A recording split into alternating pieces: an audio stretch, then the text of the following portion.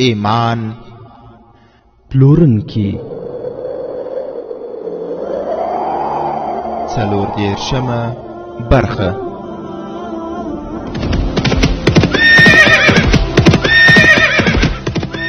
د سلطان صلاح الدین ایوبی رحمه الله د دوران رښتینی کیسې. صلاح الدین پر دغه مکار پیدا کړه، ته یو بل صلاح الدین پر دغه مکار پیدا کړه. الحمد لله وكفى والصلاة والسلام على رسوله المصطفى اما بعد. د رجب له احتجاج او زهره سره حبشان لزان سره دی بوت او لیویونی سره خکلک پتار چې لاسونه شاته کړل.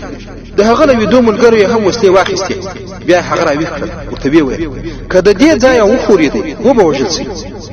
لکه شبه ورسته شپږتنه په اسونه او خان سپاره راغله، هغه پنځونو کې ولې په شګو کې د درې اسونه نشي څرګندې.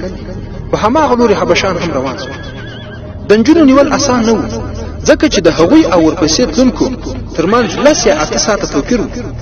حبشي سپرو ته دا اسانتیا په برخه وه چې هغوی نارینه او له بیدیا سره بلد او مشکلات هم زغملای شول.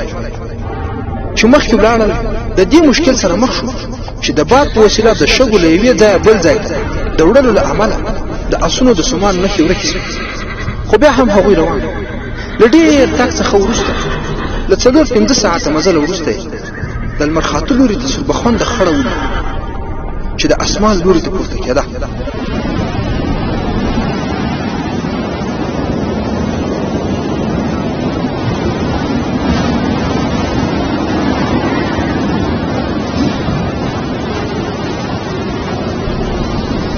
خو خو د هغه ځای خلک او د دې ځای په حالاتو هم خبر یو بل ته وکړ او په ډیره ویره اسونه او خان راستانه او ډیر چټک په ځغاسته.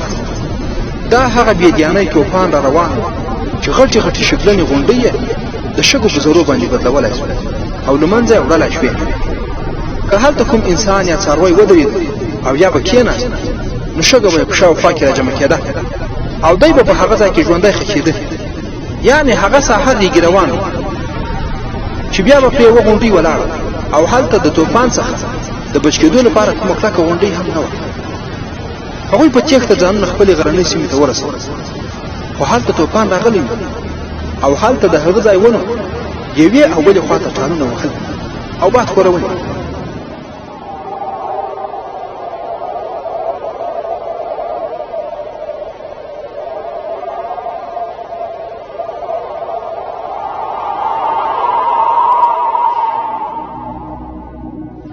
د ډن نهنګان هم د اوبو غارونو ته ننوځي. مذهبي مشر یو ځای په ګونډو ناست او لاس به په هوا کې خوراوه او بیا به په زور زور ځمکه ډبوله او هیل به د انګوب دیوتا خپل قهر ودرو.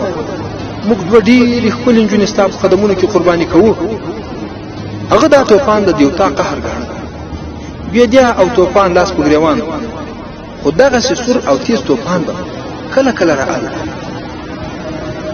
ور به سنجونو ته چې هغه په کوم ځای کې نجونې هم طوفان راګیر کړي وي. هغوی هم چیرې د پناه ځای نه لرل. هغوی خو د حبشانو له خطرې څخه ډېرې لرې وتې وې، خو د بیدیا له داسې خطرې سره مخ شوي وې چې د هغوی لپاره مرګ هم ثابتېدای شو. په هغو باندې بل مشکل دا راغلی و چې د شګو او طوفان له شور او ځواک نه یې اسونه وتورېدل او په خپل سر یې په ځغاسته پیل وکړ. خو څرنګه چې درې واړه اسونه یو ځای تورېدلي نو یو ځای منډې وهلې.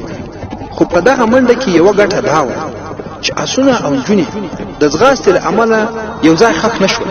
خو دا پته نه لګېده چې دا بې قیدي اسونه به تر کومه ځایه ځي او چیرې به درېږي او هغه ځای به له اصلي لارې څومره لري. او په نجونو کې هم دومره همت نه و چې اسونه یې له واغو نیولي وای او په اسونو کې هم دومره شیمه پاتې نه وه چې نور هم ځغستلي وای. هغه تږي او د نیم شپې روان ورونو په دغه دښته کې ډېر خطرناک حالت روان او دوی ورسره مخ وي. ستړتیا او تندې اسونه ناتوانه کړي وو. یو آس سر په څېړۍ را پرېوت او په هغې سپره نجلۍ داسې را پرېوته چې کله آس پورته شو او بیا را وغورځېد نجلۍ هم تر آس لاندې شوه او مړه شوه. په دغه دښته کې دوه وارخطا او ناتوانه نجونې پاتې شوه. خو یو څه چې نورې مخ ته ولاړې د یوه آس د زین تنګ سست شو. زین یې ولرې ته کوږ شو.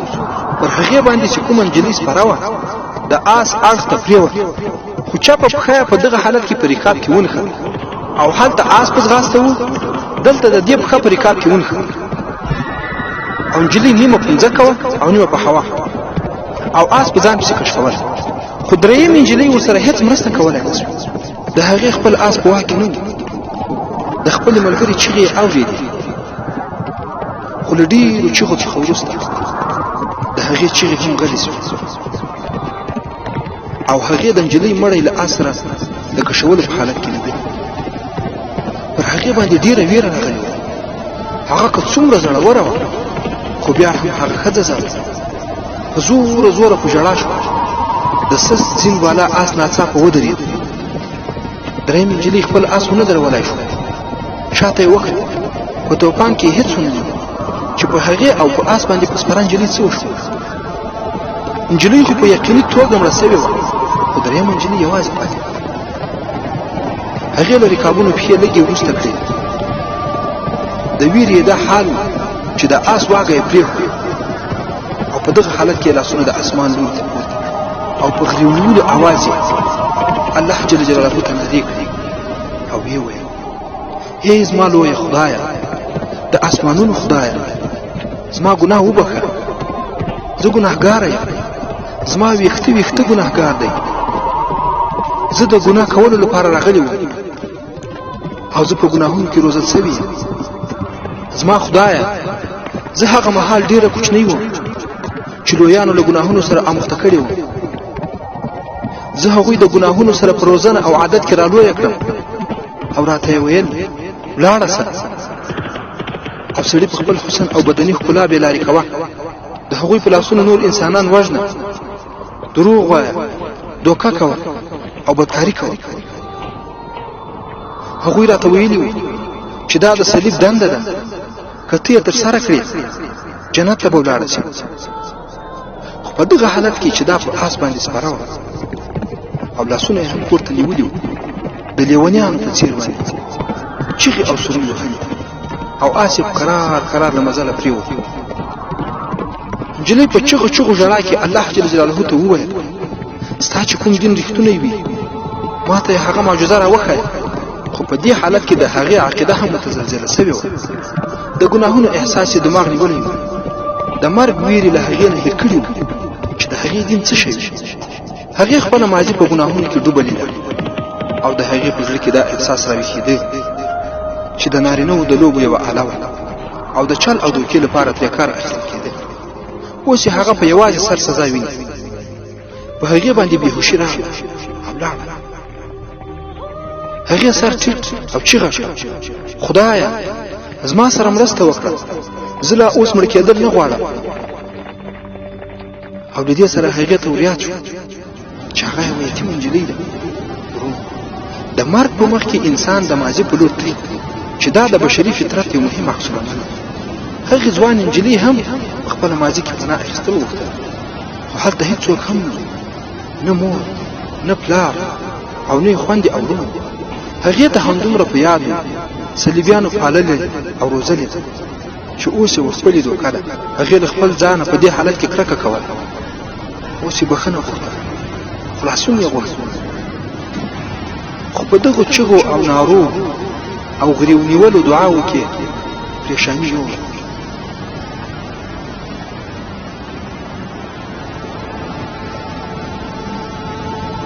د آس مزل دومره ورو شوی و چې ډېر په ګرانه روان و او له دې سره توپان هم په درېدو شو. نجلۍ هلته د آس په سر باندې بېهوشه شوه او آس هم کرار روان و. صلاح الدین ایوبي رحمت الله علیه د مصر له پولو سره ګزمه سپاهیان معذب کړي وو چې له هغوی نه د درې ټولۍ مرکز د مصر او سودان په پوله کې 4-5 میله دننه و. د مرکز کېږدۍ په داسې ځای کې لکې کړی شوي چیرې چې له توپانه د ژغورنې لپاره کمرونه وو. خو دې توپان د هغوی کېږدۍ نړولې، د اوښانو او اسونو کنټرول ګران شوی و. خو خو کله چې دغه سخت طوفان ودرېد مجاهدین د خپلو سامانونو پر راټولولو او خیمو درولو باندې مصروف شول. د دغو مجاهدینو قومندان یو ترکی احمد کمال چې یو ښکلی او سررنګی او قوي سړی و. هغه هم د طوفان له درېدو سره بهر راووت او د خپلو سامانونو او څارویو څارنه یې کوله. ورونو لکه په دغه حالت کې د نجلۍ دعا چې قبله سوي او په تصادفي ډول د هغې آس هم پر همدې خوا را روان و. هوا له ګرده صافه سوې وه. یو مجاهد یې ولوري ته اشاره وکړه او ویې ویل قومندان صاحب هغه اس او سپور خو به زموږ نه وي. احمد کمال چې د دوی قومندان و خپل مجاهد ته ځواب ورکړ موږ لا تر اوسه نجونې په پوځ کې شاملې کړي نه دي او هغه هم جلۍ معلومېږي. ویښتان یې له ورایه پریشانه ښکاري. احمد کمال او هماغه مجاهد ورپسې وځغاستل. خو هلته چې کله ور ورسېدل یوه آس سر چټ کړی او ورو ورو را روان و. آس چې کله د خوراک بوی احساس کړ د آسونو په لور باندې ور روان شو. خو هلته د آس په شا باندې یوه نجلۍ داسې پرې سپره وه چې لاسونه یې له آس نه یوې او بلې خوا ته ځوړند وه. نجلۍ په آس باندې داسې پرته وه چې سر یې د آس له څټ نه لږ وروسته و. د نجلۍ ویښتان خواره واره پر مخ پراته وو او بدن یې هم خولې خولې و. د احمد کمال تر رسېدو پورې آس له تړلو آسونو سره خوراک پیل کړ. احمد کمال د نجلۍ پښې له رکابه بهر کړې او هغه له آس څخه راکوزه کړه. له لاسونو یې ونیوه او سپاهي ته یې وویل ژوندۍ ده او رنګۍ ښکاري. آس ته یې اوبه هم ورکړې او نجلۍ یې خپلې خیمې ته بوتله. د نجلۍ ویښتان له شګو ډک شو. احمد کمال یې پر مخ باندې اوبه وشیندلې او بیا په خوله کې یو څو څاڅکي اوبه ور واچول. خو نجلۍ په دغه حالت کې سترګې پرانیستې. یوه شېبه یې احمد کمال ته په حیرانتیا وکتل. ناڅاپه کېناسته. د احمد کمال رنګ یې چې سور ولیده انګریزي یې ترې وپوښتل زه په فلسطین کې یم. احمد کمال سر وښوراوه او نجلۍ یې په دې باندې وپوهوله چې په دې ژبه دی نه پوهېږي. نجلۍ په عربي ترې وپوښتل ته څوک یې او زه چیرې یم؟ احمد کمال ځواب ورکړ زه د اسلامي پوځ معمولي غوندې قومندان یم او ته هم اوس په مصر کې. د نجلۍ سترګې راووتې او دومره ووېرېده چې نوره له ویرې څخه بېهوشه کېده. احمد کمال رحمه الله ورته وویل مه وېرېږئ خپل ځان په واک کې وساتئ. هغه یې په سر باندې د مهربانۍ لاس راکش کړ او ویې ویل زه پوه شوم چې ته یوه فرنګۍ نجلۍ یې او دلته زما مېلمنه یې. دلته د ویرې هېڅ لامل نشته. په دغه حالت کې احمد کمال رحمه الله یو مجاهد راوغوښت او ورته ویې ویل د دې نجلۍ لپاره اوبه او خواړه راوړه. کله چې اوبه او خواړه راوړل شول نجلۍ ور ټوپ د اوبو جام یې ونیو او په غړتار یې په څښلو باندې پیل وکړ. احمد کمال ترې جام ونیو ورته ویې ویل کراره لومړی خواړه وخوره او بیا اوبه وڅښه. نجلۍ د غوښې یوه ټوټه راپورته کړه بیا ډوډۍ وخوړه او اوبه یې هم څښلې. د هغې په مخ کې تازګي پیدا شوه. احمد کمال چې د مجاهدینو یو قومندان و هلته لیرې یوه خیمه جلا درولې وه چې د غسلخانې کار یې ترې اخیستی. هلته د اوبو کمی نه و. د کېږدیو دا مرکز د خرماو له یو ځنګله سره نږدې و. احمد کمال نجلۍ له خوراک او څښاک څخه وروسته غسلخانې ته وروستله او د خیمې پردې یې وتړلې. نجلۍ ځان پرېمینځه خو ډېره زیاته وېرېدلې وه او په ویره کې ځکه چې د خپل دښمن پناه ځای ته ورغلې وه چې د ښه سلوک هیله یې ترې نه لرله او له وړکتوب څخه د هغې په ذهن کې دا خبرې ځای په ځای کړی شوي وې چې مسلمانان وحشیان دي او بیا د ښځو لپاره خو بیخي د څیرونکو حیواناتو په څیر دي. له دې ویرې سره سره یې وحشیانو نهنګانو او د بېدیاني طوفان ویره لا اوس هم په زړه کې موجوده وه. د خپلو ملګرو نجونو مړینه او هغه بیا داسې ویرونکې مړینه چې د هغې د لمبلو پر وخت یې زښته زیاته احساس کړه چې د خپل هغه ناپاک بدن د وینځلو هڅه کوي چې د دنیا اوبه یې پاکولی نه شي. هغې د بېوسۍ په حال کې خپل ځان حالاتو ته وسپاره او احمد کمال رحمه الله هم ډېر ځیرک مجاهد او هغه کتلی و چې دومره ښکلې او نازنینه نجلۍ بې څه نه وي او بیا د مصر دې سیمې ته دغسې نجونې بې څه څنګه راتلی شي. کله چې نجلۍ غسل وکړ او بېرته راغله احمد کمال رحمه الله له نجلۍ څخه پوښتنه وکړه. نو نجلۍ ځواب ورکړ چې له یو کاروان څخه بېله سوې یم او په توپان کې آس په خپل سر سم. احمد کمال په دې ځواب ډاډه کېدی نه شو. هغه ترې دوه پوښتنې نورې هم وکړې. د نجلۍ شونډې وښورېدې او له هغه څخه وروسته احمد کمال ورته وویل داسې ووایه چې ته یوه تښتول شوې نجلۍ یې او توپان ژغورلې. که چیرې تا داسې ویلي وای چې ته یوه تښتول شوې نجلۍ یې او توپان ژغورلې نو کېدای شو چې ما دا درسره منلې وه. خو اوس تا ته دروغ هم نه درځي چې څه رقم دروغ ووایه. په دې خبرو کې هغه مجاهد چې له احمد کمال سره وو د خیمې پرده پورته کړه او یوه کڅوړه او مشکي ځای احمد کمال ته ورکړه او ویې ویل دا د دې نجلۍ د آس له زین سره تړلې وه. احمد کمال چې کڅوړه پرانیستله نو په دغه حالت کې نجلۍ له ویرې په کڅوړې باندې لاس ورکېښود او رنګ یې والوت. احمد کمال هغې ته کڅوړه ورکړه او ویې ویل واخله او په خپله یې خلاص کړه لکه د نجلۍ ژبه چې ګونګه سوي وي. د ماشومانو غوندې یې کڅوړه شاته کېښوده. احمد کمال وویل دا خو کېدای نسي چې زه تا ته ووایم چې زه ولاړه سم، خو زه هېڅ حق نه لرم چې تا ایساره کړم. خو یوه داسې نجلۍ چې د آس په شا باندې د بېهوښۍ په حالت کې موندل سوي وي زه یې یوازې پرېښودای نه سم. دا زما انساني دنده ده. که ته ما ته خپل ځای وښیې زه به د خپلو مجاهدینو په بدرګه خپل ځای ته په امن سره ورسوم. او که چیرې ته حال نه وایې نو د یوې اشتباهي نجلۍ په توګه به دې د خپل حکومت مرکز ته واستوم. ته خو مصري او سوډاني هم نه یې. په دغه حالت کې نجلۍ په حیرت سره احمد کمال ته کتل. د نجلۍ اوښکې روانې سوې. هغه چې له کومو مشکلاتو راتېره او راغلې وه د هغې ویر او هیبت پرې لا پخوا غالب و. هغې کڅوړه د احمد کمال مخې ته وغورځوله او احمد کمال هم کڅوړه راواخیسته. خو په کڅوړه کې چې وکتل یو څو دانې خرما وې او دوه یا څلور نور کوچني شیان وو او د دې کڅوړې په منځ کې یوه بله کڅوړه هم وه. دغه کوچنۍ کڅوړه چې احمد کمال رحمه الله خلاصه کړه له هغې نه د سرو زرو بې شمېره سکې، د سرو زرو زنځیرونه او یو کوچنی شان د تور لرګي صلیب راووت. احمد کمال له دغو علامو څخه همدومره وپوهېد چې دغه نجلۍ عیسوي ده. خو هغه ته په غالب ګمان باندې دا پته نه وه چې هر عیسوي چې د مسلمانانو پر خلاف په صلیبي لښکر کې داخلېږي هغوی په یو صلیب باندې سوګند پورته کوي او هر وخت یو کوچنی صلیب له ځانه سره ساتي. احمد کمال ورته وویل په دې کڅوړه کې زما د پوښتنې ځواب نشته. نجلۍ د خپل خلاصون په اړه باندې دا خبره وکړه او ویې ویل که زه دا ټول سره زر تا ته درکړم ته به له ما سره مرسته وکړې؟ احمد کمال رحمه الله وویل څنګه مرسته؟ نجلۍ ځواب ورکړ ما فلسطین ته ورسوه او زما نه هېڅ پوښتنه مه کوه. خو په دغه حالت کې احمد کمال وویل زه به تا فلسطین ته هم ورسوم خو پوښتنې به خامخا درڅخه کوم. خو په دغه حالت کې نجلۍ احمد کمال ته وویل که ته زما نه پوښتنې ونه کړې زه به تا ته یو بل انعام هم درکړم. هغه ورته وویل هغه انعام به څه وي؟ نجلۍ ځواب ورکړ آس به درکړم او د 3 ورځو لپاره ما خپله وینځه. خو احمد کمال چې د مجاهدینو یو تقواداره قومندان و تر دې د مخه دومره د سرو زرو وزن په خپل لاس کې هم پورته کړی نه و او دومره حیرانوونکې ښکلا او بدن یې هم لیدلی نه و. هغه په خپله مخه کې پرتو د سرو زرو پړکېدونکي سکو ته وکتل او بیا یې د نجلۍ د وریښمینو په څېر طلایي زلفو ته چې د سرو زرو د تارونو په څېر ځلېدل وکتل. بیا یې د هغې جادوګرو سترګو ته وکتل چې پادشاهان یې له امله د یو بل دښمنان کول. هغه یو قوي ښکلی ځوان او قومندان ده او د هغو ټوله یې مشر هم چې د هېواد په پوله یې څوکۍ او ګزمه کوله چې د هغه څخه د دې په اړه هیڅ چا هم پوښتنه نه شوه چې هر څه یې کړي.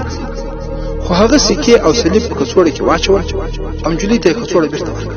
خو نجلۍ په حیرانتیا له احمد کمال څخه پوښتنه وکړه ولې دا قیمت لږ دی؟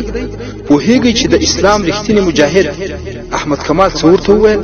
ورونو څوک چې مجاهد نه پېژني نو هغوی دې پوه وي چې مجاهدین هغه پاک خلک چې د خلکو ناموسونه د خپلو وینو په قیمت هم ساتي او د الله جل جلاله د دین احکام نافذوي او په بدله کې یوازې د الله جل جلاله رضا غواړي. خو افسوس چې ځینې ملګري بیا دا قیمتي ملغلرې تر اوسه هم نه پېژني. او ورونو د دغو قیمتي ملغلرو له ډلې څخه احمد کمال رحمه الله هم و چې کله نجلۍ دا پوښتنه ورڅخه وکړه چې آیا دا قیمت لږ دی، نو احمد کمال رحمه الله چې مجاهد او سینه یې له ایمان لرلو څخه ډکه وه، ورته ویې ویل ډېر لږ د ایمان قیمت له خدایه پرته هیڅوک ورکولی نه شي. خو په دغه حالت کې نجلۍ څه ویل غوښتل، خو احمد کمال یې خبره ور غوڅه کړه، ویې ویل زه خپل مسؤلیت او ایمان خرڅولی نه شم. ټول مصر زما په سر د آرام خوبونه کوي. 3 میاشتې وشوې سوډانیانو په قاهره باندې د حملې کوښښ کړی و. که زه دلته نه وای او بیا مې په هغو باندې خپل ایمان پلورلی وای، نو لښکرې به قاهرې ته داخل سوي وای او تباهۍ به یې جوړي. ته ما ته تر هغو لښکرو زیاته خطرناکه ښکاري. او زه دا پوښتنه کول غواړم چې آیا ته یو جاسوسه نه یې؟ نجلۍ په دغه حالت کې وویل نه. احمد کمال وویل ته هم دومره ووایه چې ته توپان د کوم ظالم له لاسه راخلاصه کړی یې، او که ته پخپله له توپان څخه ژوندی راوتلی یې. خو نجلۍ په دغه حالت کې بې معنا غوندې ځواب ورکړ. نو احمد کمال وویل زه ستا په باب دې پوهېدلو ته اړتیا نه لرم چې ته څوک یې او له کومه ځایه راغلی. خو زه فقط همدومره ویل درته غواړم چې زه تا سبا قاهرې ته استم.